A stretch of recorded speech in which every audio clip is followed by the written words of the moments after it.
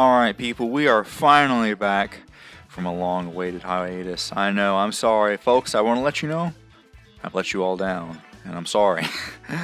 I've just been in this funk, and I talk about it in the next Wi-Fi battle too, but I've really just not been in a place where I felt like playing Pokemon, you know?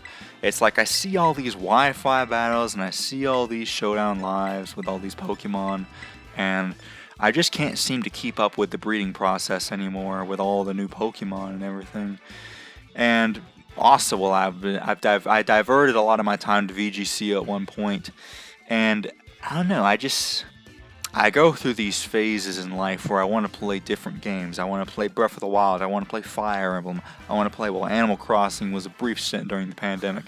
I want to play Toontown is the latest one. I want to play all these old games and revisit them. I don't just want to play Pokemon all the time. You know, I was able to keep it up for, you know, like with Sword and Shield and the different DLCs. We got Tinkaton nearly on the ground here. Speak softly and carry a big stick. So, leading off versus this Fortress, I'm like, well, I can't do much versus him, so I'm just going to start SDing up.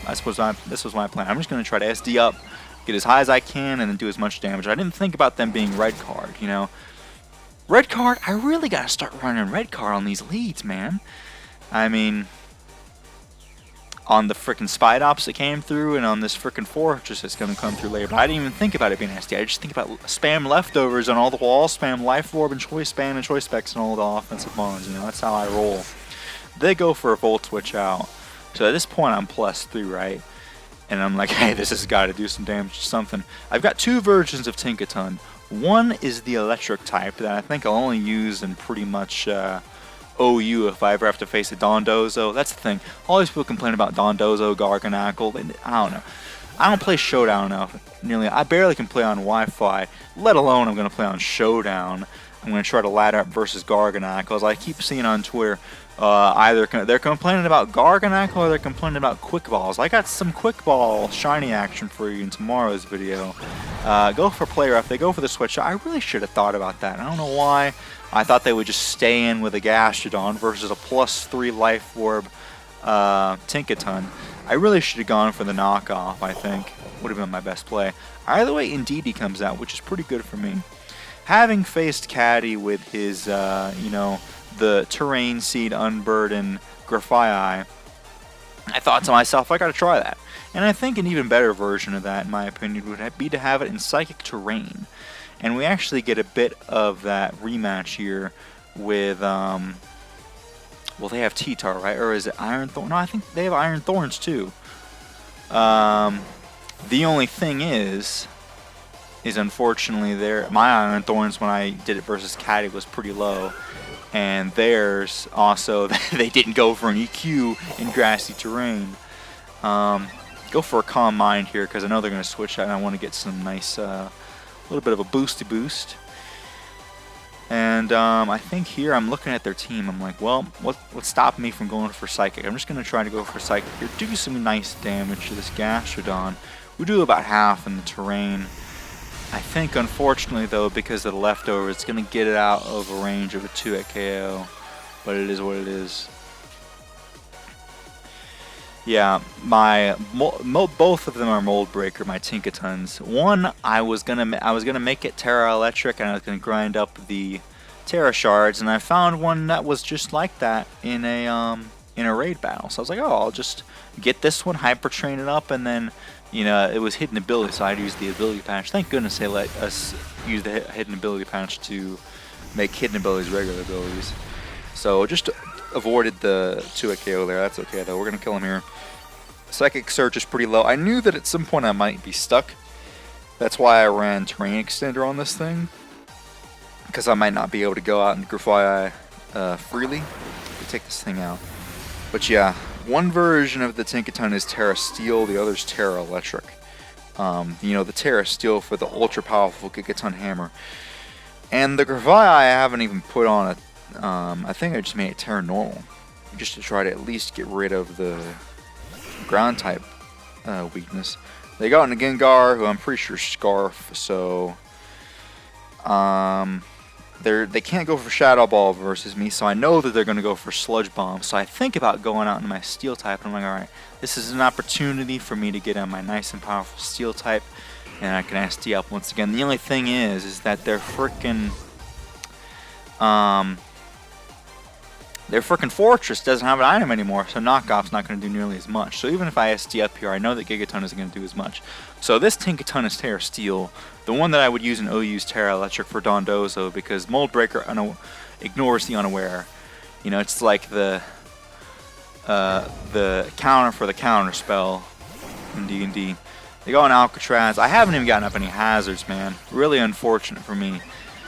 Because I knew Fortress versus Fortress was just going to be me setting up some hazards, and they're going to go out into Gengar, and then I couldn't Rapid Spin away.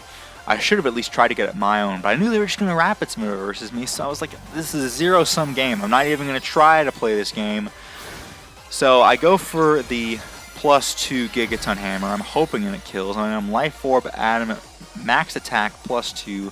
I know this thing is bulky, but this is a 160 base power move multiplied by 2, so in theory it's like 320 base power.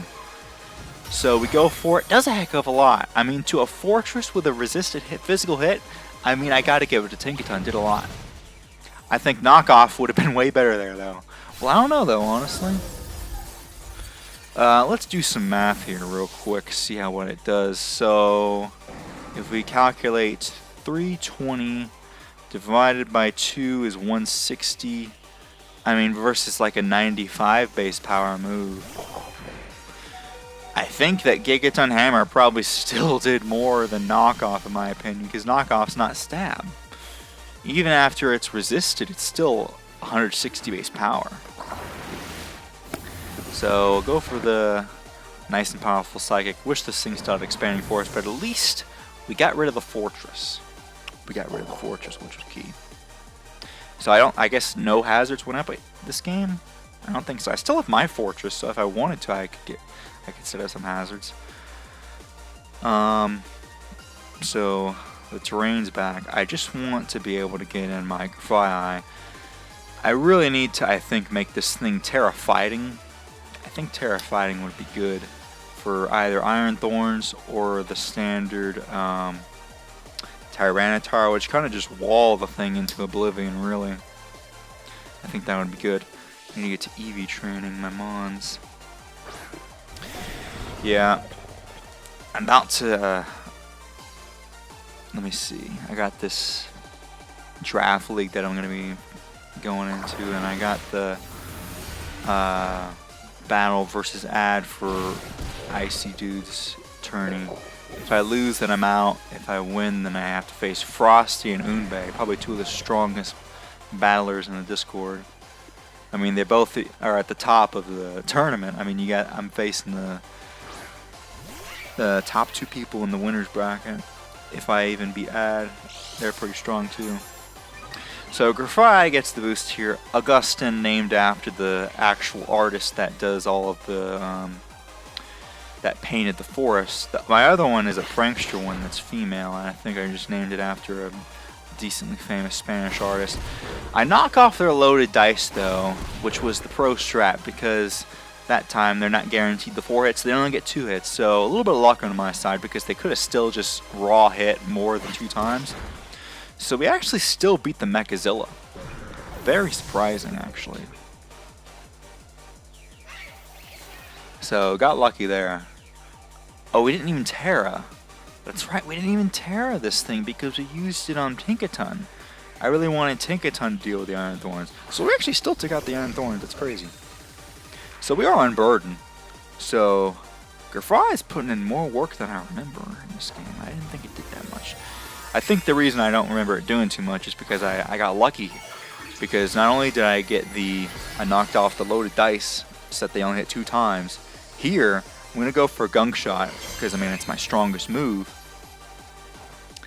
And we're actually going to get the 10% poison. And I know, well, the 10% poison wouldn't matter too much. But it means that after poison and life orb, they're going to die. So this Gallade can't do anything else, which is great for me. So I'm like, dang. I don't know, did it matter that much? I mean, Because the thing is that it means they don't have another sack. So, because now I think they're forced to go, I get to see who they go out into, which really helps me decide what I go out into, either Staraptor or Slitherwing. Or no, I guess oh no, I have to go out into Fortress either way, okay. So go Ticonderoga, named after the fortress, of course. Or the one fort, whatever. And they go into Jester. So it looks like they did get rocks up. I can't remember when that happened, but I guess they got rocks up at some point. They go for a Scarf Shadow Ball. I'm pretty sure they're going to be Scarf.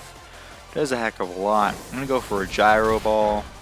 Gotta run Gyro Ball on your fortresses, folks. Comes through. So at this point, I know they're locked into Shadow Ball because they were locked in earlier with Sludge Bomb. We already know that they're locked into something. I'm fairly certain that it's I'm surprised. Why didn't I just go Staraptor? That was a misplay on my part, I think. Or I think maybe while I was thinking ahead that I don't know, because I could have had another sack. I think it would have been better to just go hard Staraptor. Maybe I didn't want to risk it, but I knew they were locked. I don't know. Because if I had done that, then I would have had an extra sack, and then I wouldn't have necessarily won due to hacks. But I think I thought about it. I don't know. Here I'm still, in this battle, I'm kind of still in my funk. Whenever they asked for a UU battle, I was just kind of, honestly, I was like, I had to really summon my will, all the courage it took for me to do another battle. And even in this battle, I'm like, man, I won due to hacks. Like, I didn't really feel too good about the victory. It felt kind of hollow. Because here, they took the Gyro Ball damage. And then, I wonder if it would have been better for them to go out into Abomasnow. I saw a comment on the video that they could have gone out into Abomasnow and then set up the Veil, because I was just in with my Fortress. I think they could have won that way, honestly, if they would have done that.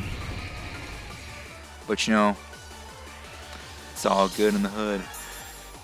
So we get the Photosynthesis boost, and even though it is quad resisted, I thought first impression was 80 base power. It's 90 base power. Stab with Photosynthesis, so that's going to be able to take out Jester. So we're doing okay. So get the win. It kind of felt like a hollow victory. I don't think I really deserved this versus just Weavile. You know, gonna have to keep on upping my game. I still don't feel like my skills are in the best spot right now, but we're gonna do what we can to keep on improving in singles and in VGC and get out of this funk, folks. And we'll see you guys in tomorrow's video. Bye-bye.